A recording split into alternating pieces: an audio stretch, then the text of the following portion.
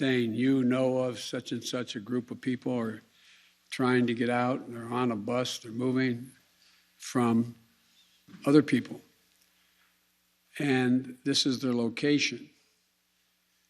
And there have been occasions when our military has contacted their military counterparts in the Taliban and said, this, for example, this bus is coming through with X number of people on it, made up of the following group of people.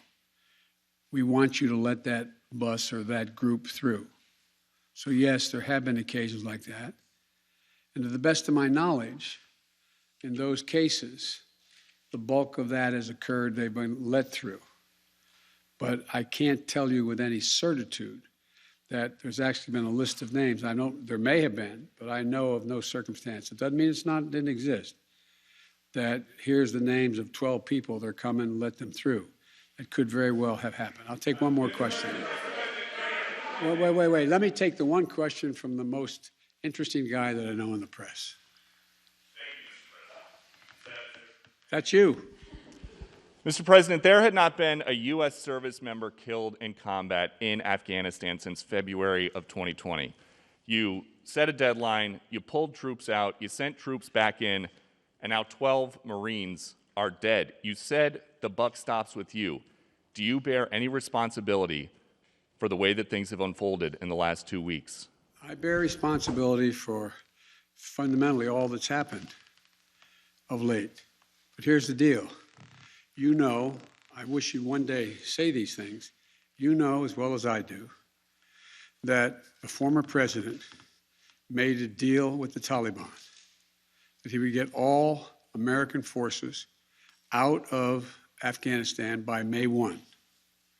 In return, the commitment was made, and that was a year before.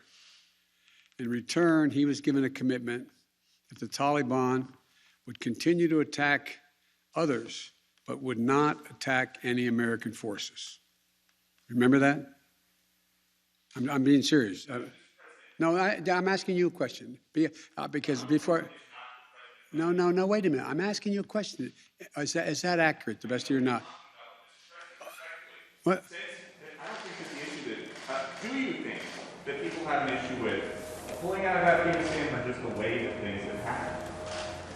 I think they have an issue that people are likely to get hurt. Some, as we've seen, have gotten killed, and that it is messy.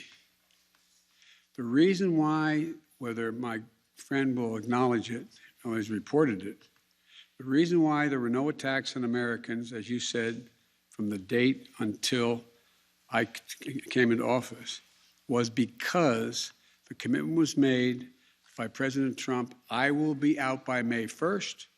In the meantime, you agree not to attack any Americans. That was the deal. That's why no American was attacked.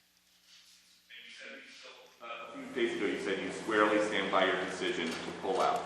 Yes, I do, because look at it this way, folks, and I have another meeting for real.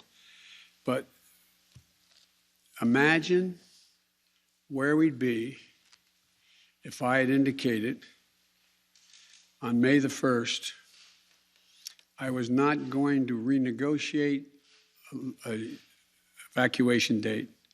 We were going to stay there.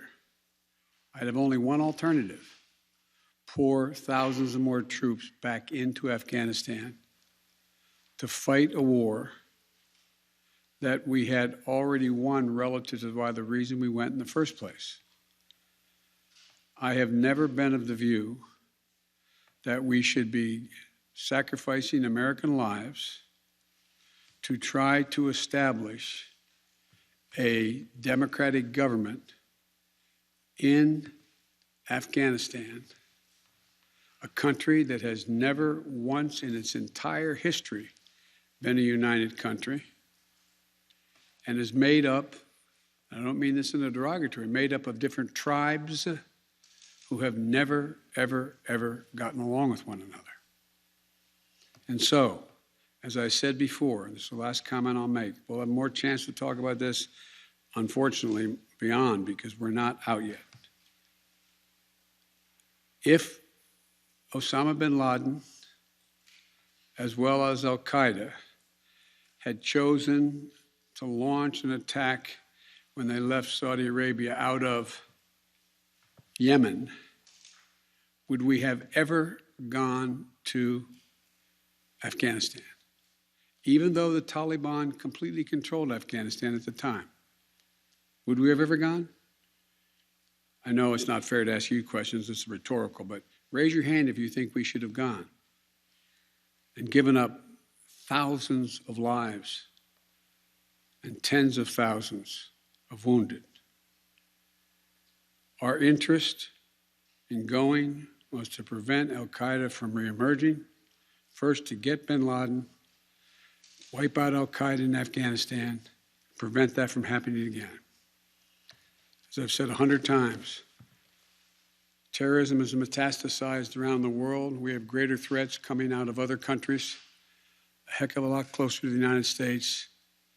We don't have military encampments there. We don't keep people there. We have over-the-horizon capability to keep them from going after us. Ladies and gentlemen, it was time to end a 20-year war. Thank you so much.